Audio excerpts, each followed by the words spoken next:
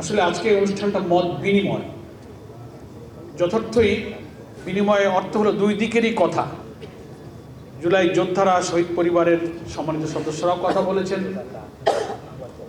ত্রয়োদশ জাতীয় নির্বাচন উত্তর পরিস্থিতিতে জাতীয় সংসদে রাজনীতির যে নতুন সংকট বিএনপি তৈরি করেছে তা নিয়ে জুলাই যোদ্ধাদের অভিব্যক্তি, পরামর্শ, মতামত, আবেগটা জানা এবং 11 দলীয় ঐক্যের নেতৃবৃন্দের মতামতের ভিত্তিতে সামনের দিনের করিডোর নির্ধারণের জন্য গত 7 তারিখে 11 দলের শীর্ষ নেতাদের বৈঠকেই সিদ্ধান্ত হয়েছিল যে যারা এই বাংলাদেশের জন্য রক্ত দিল, যাদের রক্তে ভেজা এই ইতিহাস জুলাই সনদকে বিএনপি পার্লামেন্টে অস্বীকার করে, সংবিধান সংস্কার পরিষদকে অস্বীকার করছে, গণভোটকে অস্বীকার করছে, সব কিছুকে অস্বীকার করে জাতির সাথে যে দ্বিচারিতা করলো, সেক্ষেত্রে সামনের করণীয়ের জন্য আমরা তাদের মতামতটা আমরা শুনব।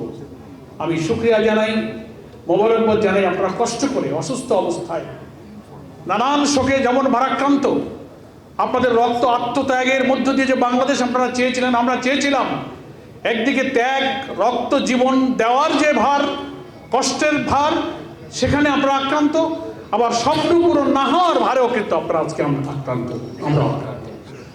আমরা আজকে মত বিনিময়ে অনেক কথাই আপনাদের কাছ থেকে পেলাম। এখন আমাদের পার্লামেন্টে যারা লড়াই করছেন, রাজপথে লড়াইয়ের জন্য যারা দৃষ্টিভঙ্গি দিয়েছেন, তাদের বক্তব্য শোনার জন্যই মূলত আপনারা অপেক্ষা করছেন। আমি আর বক্তব্য না বাড়িয়ে বাংলাদেশ জামাত ইসলামীর পক্ষ থেকে আপনাদের সকলকে আন্তরিক মোবারকবাদ জানাই, যারা কষ্ট করে এই মত বিনিময় সভায় এসে 11 দলকে আপনারা কৃতজ্ঞতা ভাষা আবদ্ধ করেছেন।